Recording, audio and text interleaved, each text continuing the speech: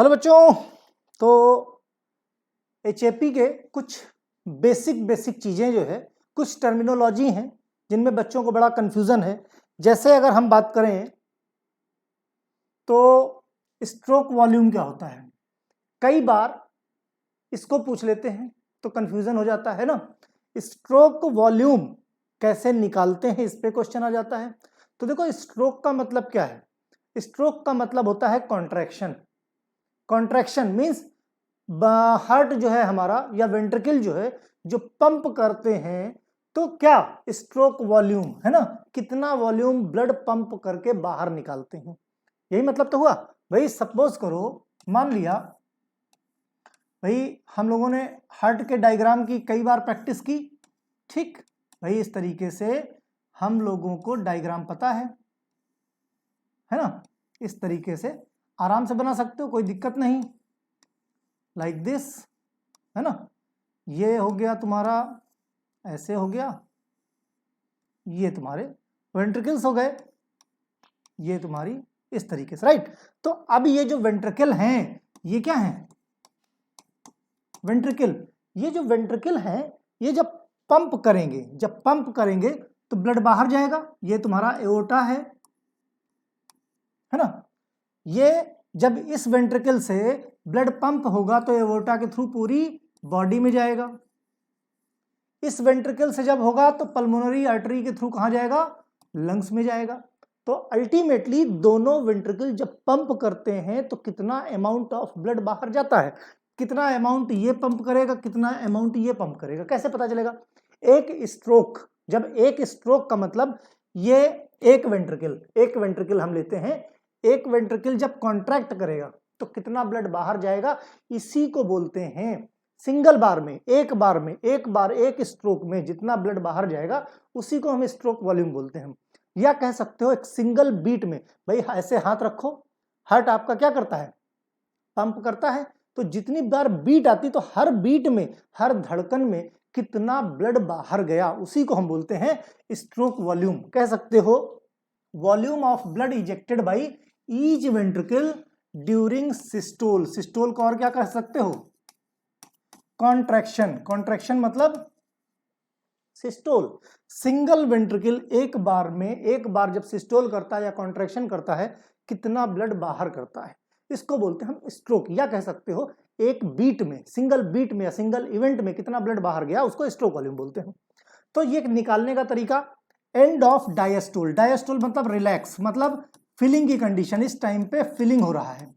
एक वेंट्रिकल में ब्लड कितना फिल हुआ? 130 ml, 130 ml इधर, 130 ml इधर, ठीक। अब end of systole volume, end of systole मतलब जब कॉन्ट्रैक्शन हुआ तो कॉन्ट्रैक्शन करने के बाद इसमें कितना बचा? 60 ml रेसिडुअल पड़ा हुआ है, वो बाहर नहीं गया। जब कंप्लीट फिल हुआ तब कितना था? 130। और जब कॉन्ट्रैक्शन हुआ, हमने इसको दबाया, कॉन्ट्रैक्शन किया तो बाहर चला गया, और बाहर जाने के बाद बचा कितना? 60 ml। तो हमको निकालना क्या है कि बाहर कितना गया, मतलब कॉन्ट्रैक्शन में कितना ब्लड पंप हुआ, दोनों को माइनस कर दो, स्ट्रोक वॉल्यूम निकल आएगा। तो क्या होगा? स्ट्रोक वॉल्यूम 130 माइनस 60 तो कितना आ गया आपका? 70 ml। यानी एक सिंगल वेंट्रिकल एक बार में जो बीट आपकी है कितना बाहर करेगा? 70 ml। ये हर बार में 70 ml मीन्स हर धड़कन में जितने बार पंप करता है उतने बार 70 ml ब्लड बाहर जाता है। टोटल फिलिंग कितनी होती है? टोटल फिलिंग 130 ml होती है, ठीक। स्ट्रोक के बाद कितना बचता है? 60 ml बचता है।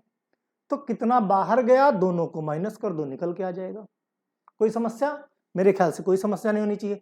अब हमको ये पता चल गया कि एक बार में, एक पंप में 70 ml बाहर गया। हम निकाल सकते हैं कि एग्जैक्टली कार्डियक आउटपुट कितना होता है। क्या कार्डियक आउटपुट कितना होता है? तो कार्डियक आउटपुट निकालने का फॉर्मूला क्या होता है? पहले होता है क्या? Cardio volume of blood ejected by ventricle in 1 minute.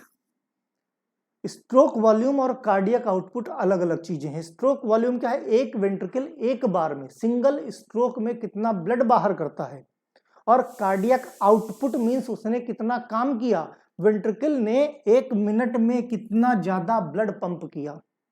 Contraction में वेंट्रिकल ने 1 मिनट में, वो क्या था, वो सिंगल स्ट्रोक में था, हर धड़कन में था। और अभी कार्डियक आउटपुट क्या है, 1 मिनट हम देखेंगे। 1 मिनट में ये जो पंपिंग सिस्टम है तुम्हारा हार्ट, ये हार्ट 1 मिनट में कितना ब्लड बाहर करता है, ये कैसे निकालोगे? तुमको ये पता है कि भाई एक स्ट्रोक में 70 ml ज्यादा 70 ml बाहर जाता है, तुमको 1 मिनट में निकालना है। तो 1 मिनट में कितने बार धड़केगा, ये कितने बार पंप करेगा? तो हमको मालूम है कितने बार, 72 टाइम्स। 72 टाइम्स धड़कता है ये, ठीक, यानी पंप करता है। तो 72 टाइम्स, एक बार में 70 ml, तो 72 टाइम में कितना होगा, 70 इंटू 72 कर दो, सिंपल। तो कार्डियक आउटपुट का फॉर्मूला क्या हो गया, stroke into heart rate. Heart rate कितना है आपकी, हार्ट रेट एक स्टैंडर्ड 70 से लेके 72 होती है, एक नॉर्मल पर्सन की हार्ट बीट, है ना। तो स्ट्रोक वॉल्यूम कितना, स्ट्रोक वॉल्यूम एक स्ट्रोक में 70 ml बाहर गया। हार्ट रेट कितना, 72, दोनों को मल्टीप्लाई कर दो, कितना आएगा, 5040 ml, 5040 ml। अगर इसी को लीटर में कहो तो 5 लीटर, मतलब 1 मिनट में आपका हार्ट 5 लीटर ब्लड पंप करता है।